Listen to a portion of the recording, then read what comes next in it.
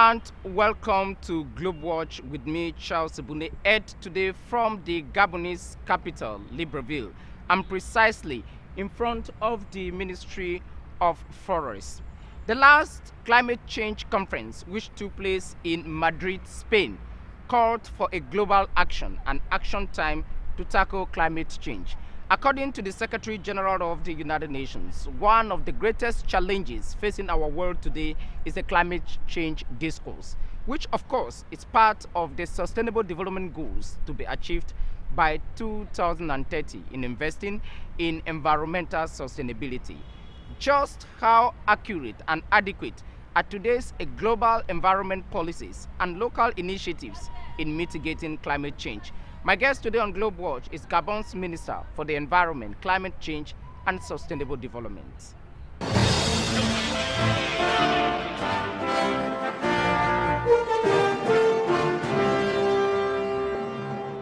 Whyte, welcome to Globewatch. Thank you.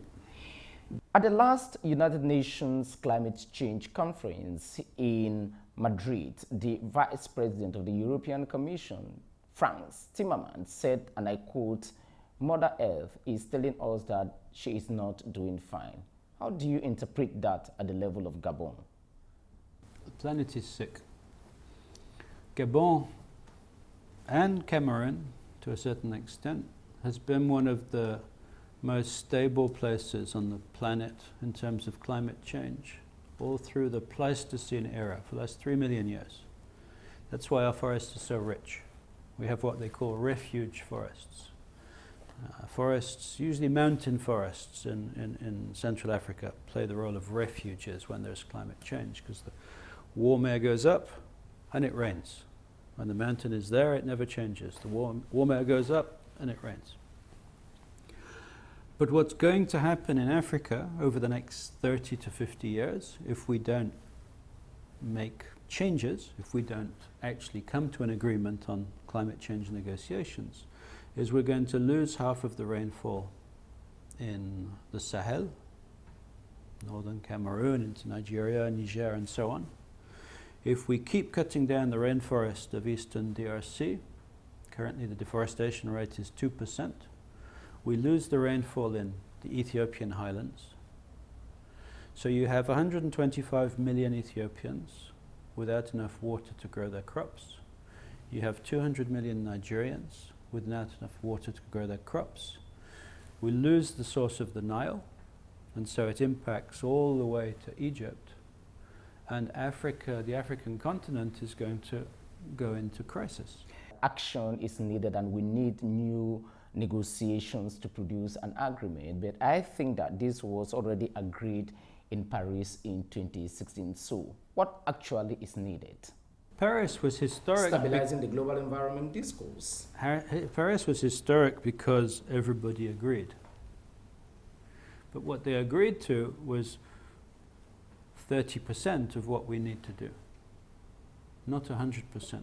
If we do everything that everybody, including the US, who've now threatened to pull out of the agreement, if we do what everybody committed to do in Paris, we've solved 1/3 of the problem.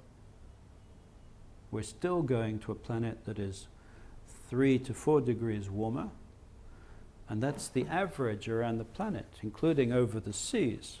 So Africa will be 5 degrees warmer. That's the Paris Agreement. It's better than nothing, but it's not good enough. Some resources were put to ensure that developing countries in particular have a fair share in reducing carbon emissions worldwide. The Global Fund, is it doing enough to meet the benchmarks of the Paris climate change deal? No, the GCF, the Green Climate Fund, has spent, I think, about $10 billion so far. In Copenhagen, the developed countries agreed by 2020 to be putting in $100 billion per year. We're nowhere near $100 billion per year. We're talking about replenishing that fund with another 10 billion or so, but we're almost in 2020. By 2020, that contribution is meant to be 100 billion per year. we're at about 10% of what we need. We're at about 20-25% of what we need to achieve in terms of reductions if all the countries achieve what they have committed to do. So unless we do something drastic, unless something changes, unless the ambition rises, then Africa is heading towards a climatic disaster. And you just said that we need to do something fast, dramatic. The European Union and its commission in particular is committed to being carbon neutral by 2050 in the new Green New Deal. That's great. How about 2030? That would be better. Is that something that strikes you as a minister for the environment in Gabon? It strikes me as the minimum. It's good that they're moving in the right direction.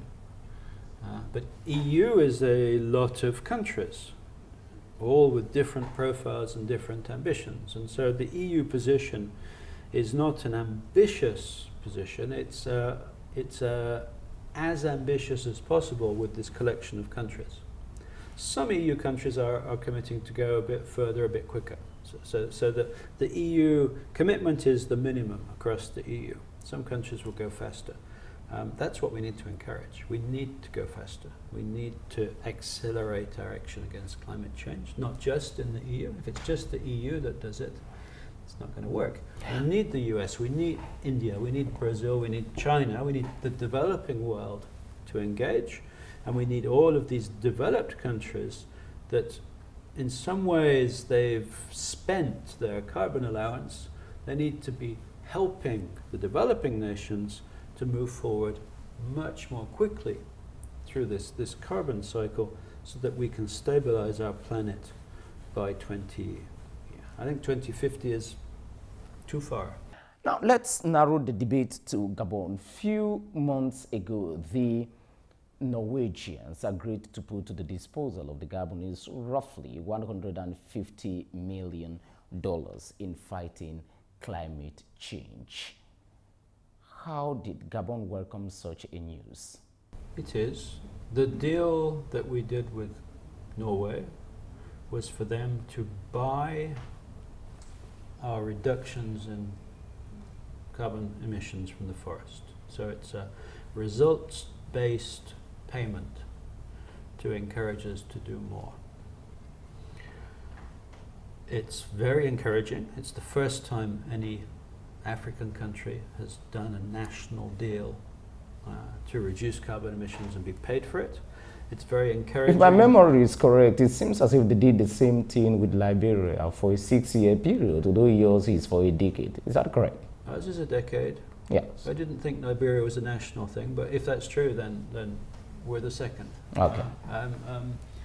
What's significant is it's a national deal, and they've doubled the carbon price from $5 to $10, which takes us a little bit of the way towards the $30 to $50 that we need to get to. If we're going to actually achieve Paris, we need to get that carbon price up to $30 to $50, not 10. But going from 5 to 10 is at least a start. We've been stuck at 10 for about a decade. Gabon engaged on these climate issues a long time ago. In some ways, after the Rio conference, when President Omar Bongo made a commitment. From 2005 to 2019, 15 years, we've reduced our carbon emissions by about 350 million tons. So if we were being paid $10 per ton, that's 3.5 billion US dollars. We're being paid 150 million US dollars. So it's a great start. It shows an example. The Norwegian government are the only government, I would say, in the developed world that are taking climate change as seriously as they need to. Our hope and our expectation is that, having done a deal with Norway, we might be able to do different deals with the private sector and to raise that envelope. But the reality is that Gabon, at $10 a ton, we've done $3.5 billion of climate mitigation, and we're being promised a maximum of $150 million for that effort. And so our contribution is not currently being recognized fully. And until I think the world takes the efforts made by countries like Gabon or Congo or Cameroon or DRC seriously, until the world takes us seriously, again, we're not going to get to where we need to get to. Now, with me is a very large document, a vision for Gabon, which talks about tourism parks and sustainable development in the 21st century. And this document is simply a blueprint for Gabon's environment policy. Where are you with the implementation of this document, Your Excellency? We've gone a long way into implementing Gabon Green, if you want. In 2009, our current president, Ali Bongo Ondimba, adopted Green Gabon as one of the main pillars of his vision for Gabon. Gabon Vert, Gabon Industriel, Gabon de Service. Green Gabon, Industrial Gabon, Service Gabon. So President Bongo has based his vision for development of Gabon on sustainable development and maximizing the use of our renewable resources.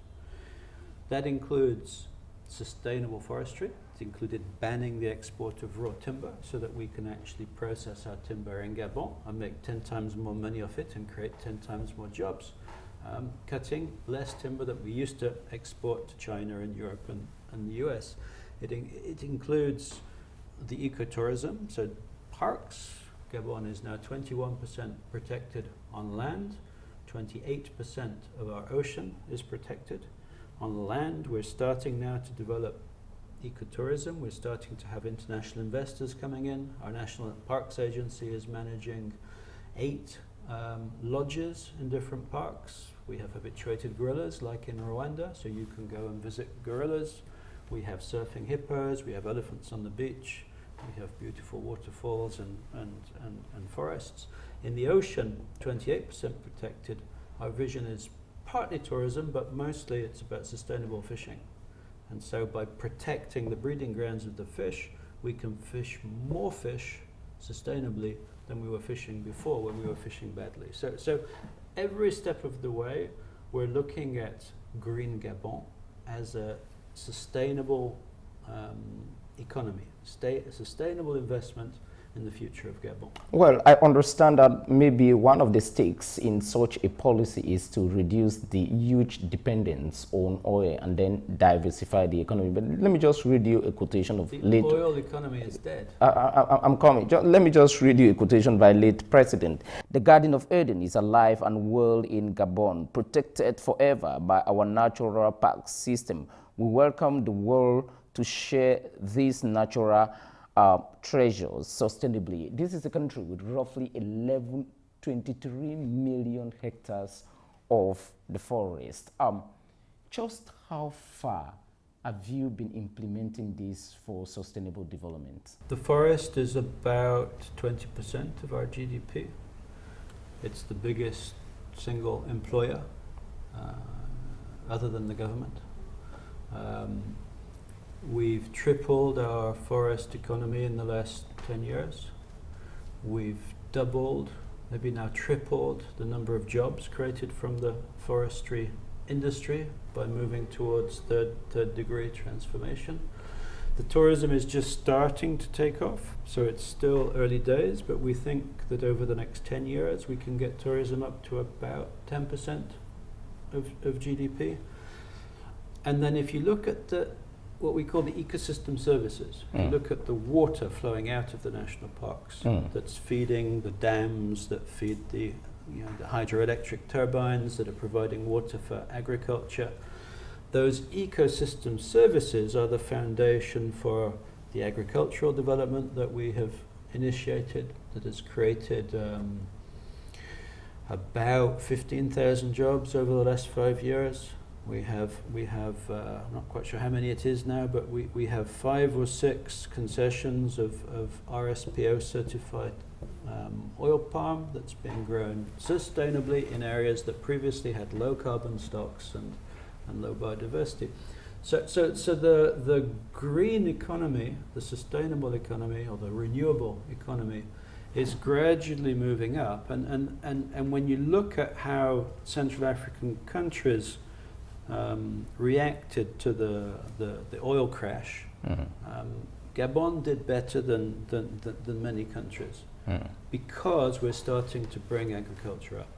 Cameroon is a much more diversified country. You have oil, but there's a lot of agriculture. But if you look at Gabon, Equatorial Guinea, Congo, Angola, oil-based economies, of those oil-based economies, Gabon has done best in terms of resisting the stress of the oil crash. Let me bring back the debate to the climate change palaver, since the interview is gradually drawing to an end. What are the clear signs of climate change in a country like Gabon today? And what are you concretely doing to mitigate that? When I was moving along the streets of Gabon today, I can see that the sea is increasingly encroaching. Gabon's not going to be severely impacted by climate change. We're a stable country naturally. Sea level will rise, and the estimates for that vary between 1 meter by the end of the century and 10 meters. If the sea goes up 10 meters, 2/3 of Libreville will be underwater. So Gabon, over the next 30 years, we're going to have to start moving our major cities. Libreville, Port-Gentil, maybe Lambaréné. Certainly Libreville and Port-Gentil, our capital and our economic capital, are both going to have to move as sea levels rise. We're not going to be able to hold the sea back. Maybe we can for 10, 20 years, but not for 50 years. Our climate is unlikely to change that much in terms of rainfall and so on, and we're always going to have these humid mountains that generate water. So we're not going to die of thirst or starve to death in Gabon like many other African countries. All the countries of the Sahel are in terrible threat of famine and drought and so on. So for Gabon, it's really an economic question. It's going to cost us money to move our cities, but if we plan that well and if we start doing it now, we can probably manage that process. The major threat to Gabon is what is going to happen elsewhere in Africa. We're going to receive tens, even hundreds of millions of climate refugees. And when the Sahel dries up, where are all the people going to go? They're going to walk south. 2,000 years ago, we had a period of climate change, and people walked from Cameroon to South Africa. The Zulu are from Cameroon. They're Bantu from Cameroon. They were pushed all the way to South Africa by climate change 2,000 years ago. So what is climate change going to do today in a continent where we have maybe 1,000 times more people? Your portfolio is too large worldwide, and we think that it's important that you tell us how these environmental elements are being managed. My key short-term priority, but we've almost completed that, is to clean up the forestry industry. I was appointed 6 months ago on the back of a bit of a scandal on illegal logging. So we've dealt with that mostly. Short-term objective.